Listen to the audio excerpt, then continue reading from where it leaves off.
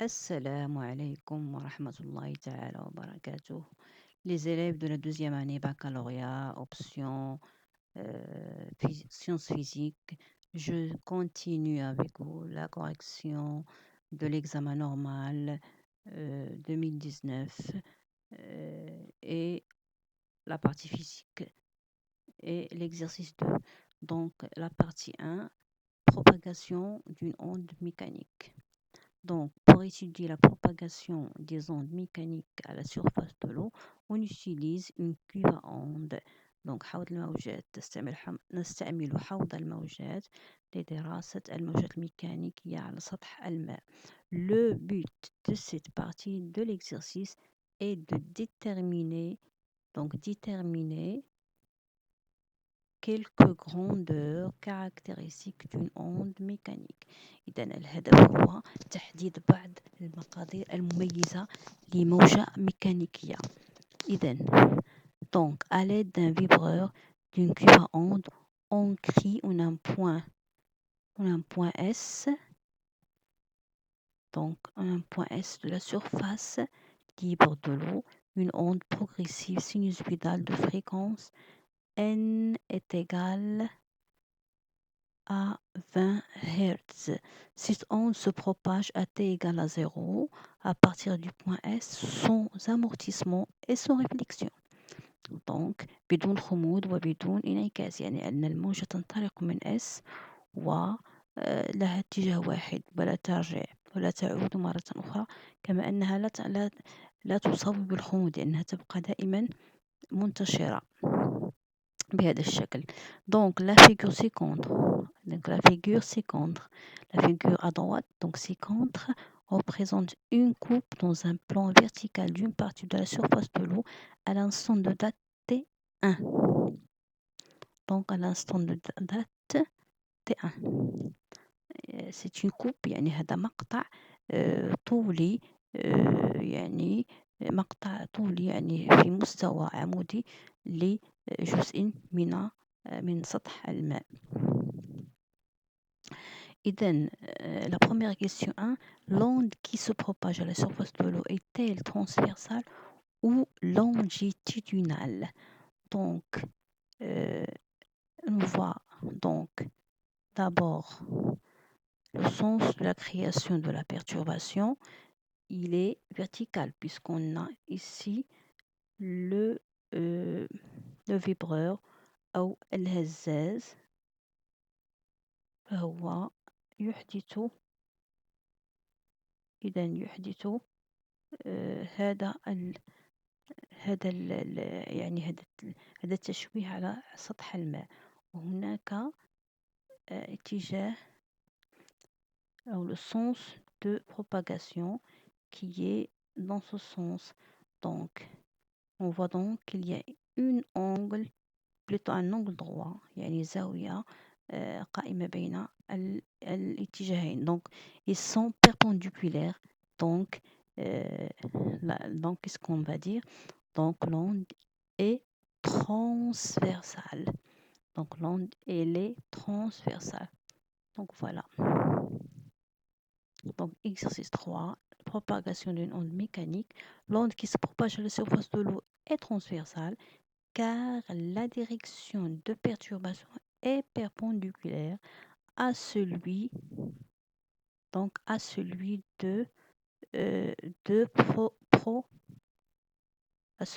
de propagation.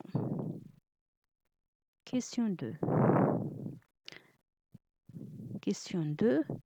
Donc déterminer la longueur d'onde lambda de l'onde étudiée. إذا يجب تحديد، إذا حددنا نوع الموجة، الآن سوف نحدد la longueur d'onde أو طول الموجة. Donc أولا ما هو تعريف طول الموجة؟ C'est quoi la définition de la longueur d'onde?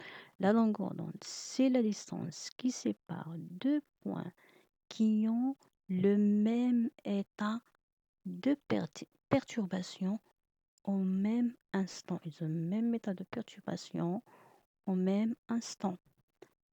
Donc, revenons à la figure et prenons par exemple, donc prenons ces deux points. Si on prend ces deux points, ce point S, c'est-à-dire la source de perturbation, et ce point-là, ils ont le même état de perturbation. Si on prend d'autres points, par exemple, si on prend ce point-là, plutôt ici, et ce point-là, ils ont le même état de perturbation. Si on prend ce point-là, c'est à la surface bien sûr, et ce point-là, donc presque, ils ont le même état de perturbation. Donc, cette distance-là, la distance qui s'est passée deux points-là, c'est une distance qui est fixe. Regardez, c'est la même distance qu'on a, donc ici. Donc, c'est la même distance qu'on a ici. Donc, voilà. Donc, la même distance. Et c'est la même distance qu'on a ici. C'est ce qu'on appelle la longueur d'onde. Donc, c'est lambda. Donc, lambda. Donc, en regardant ici, donc la distance, cette distance-là, c'est égal donc à 1,5. Donc, lambda est égal à 1,5 cm. Donc, d'après la figure, lambda est égal à 1,5 cm. Passons à la troisième question. Donc, déduire la célérité V de l'onde à la surface de l'eau. déduire, donc on va déduire. سوف نستنتج من خلال السؤال الأول. لدينا الآن on a maintenant la valeur de lambda. On a aussi la fréquence. Ici, la fréquence n. Donc, on a une relation qui lie la célérité à la longueur d'onde et à la fréquence. C'est V est égal à lambda fois n. Puisque V, c'est égal à lambda sur T. Et T, c'est 1 sur N. Donc T,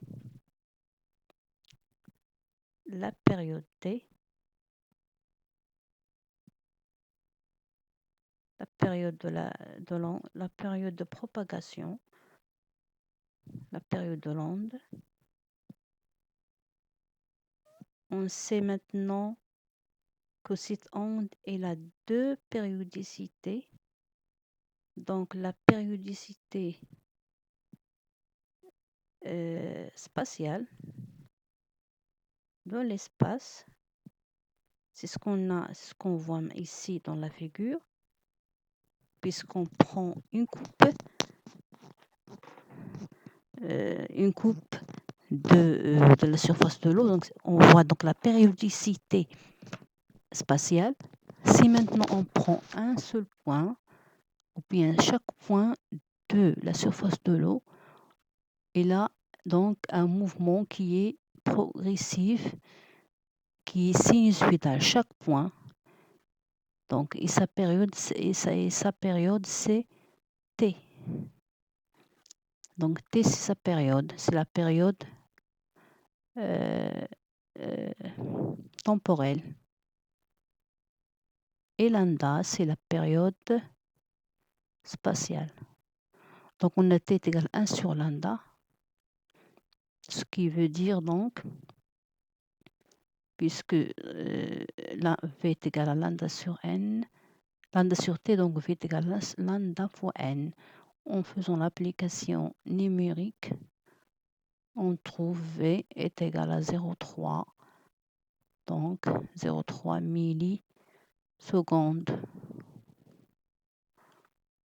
millisecondes. Bien. Donc, quatrième question.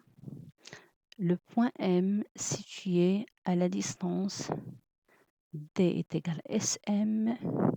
Donc, le point M situé à la distance est égal à D.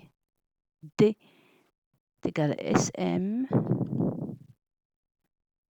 Donc, D est égal à SM du point S et le front de l'onde à l'instant de T1. Donc ça, c'est le front.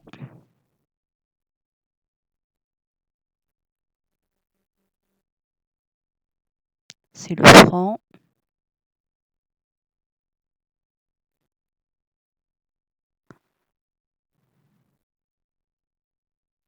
Donc, si quelqu'un est situé ici, il va voir donc l'onde qui arrive vers lui, dans ce sens-là. C'est pourquoi on dit donc que M, c'est le front de l'onde. Donc, le front de l'onde à l'instant T1. Exprimer donc le retard temporel tau du mouvement de M par rapport au mouvement de S en fonction de la période T de l'onde et calculer tau. Donc, le retard temporel. Donc, qu'est-ce qu'on a ici? On a d'abord la vitesse, c'est déjà calculé. Donc, la distance D, c'est connu. Donc, on peut calculer donc le retard. Donc, on peut calculer le retard temporel de M par rapport à S. Donc, tau, c'est quoi tau? Puisque la vitesse V est égale. Donc, je récapitule.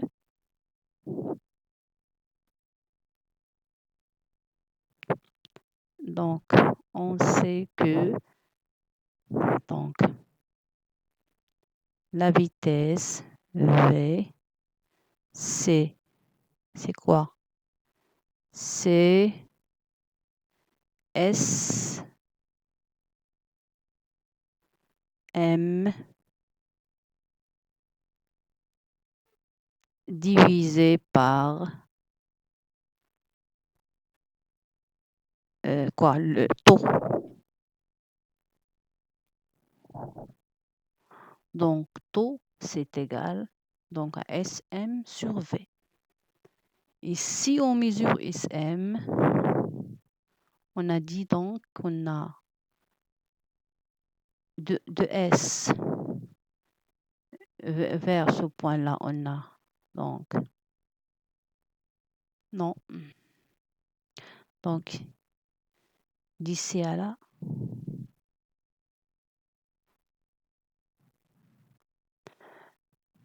donc on a ici lambda.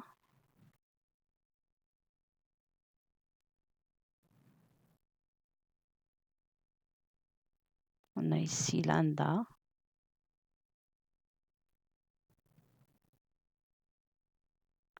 On a de ce point vers M, on a aussi lambda. Donc on a 2 fois, donc SM c'est égal à quoi? C'est égal à 2 fois lambda. Et V, c'est déjà calculé, la question 3. Donc, on pourra répondre maintenant. Donc, tau, c'est SM sur V. Ce qui implique que tau, c'est SM sur lambda sur t. Donc, c'est SM sur lambda fois t. Or, taux, ce qui implique que taux, c'est égal à 2 fois lambda sur lambda fois t, bien sûr, implique que t est égal à 2 fois t. Ou bien, taux est égal à 2 fois n. Donc, c'est une méthode. On peut aussi, donc, d'après ça, on peut tout simplement écrire taux est égal, donc, SM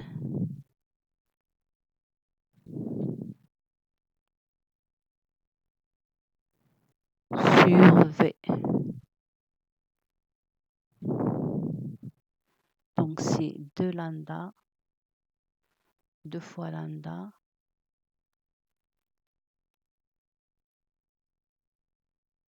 deux fois lambda,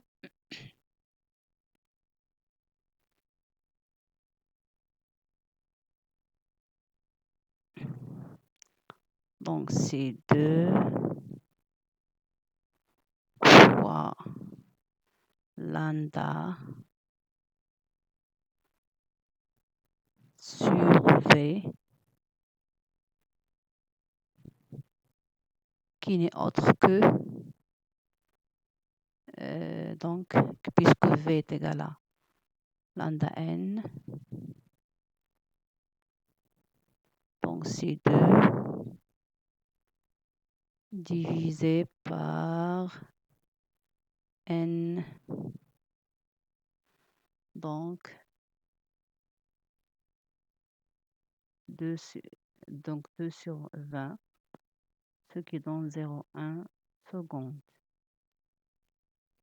Ainsi se termine cet exercice et Inch'Allah, on va continuer la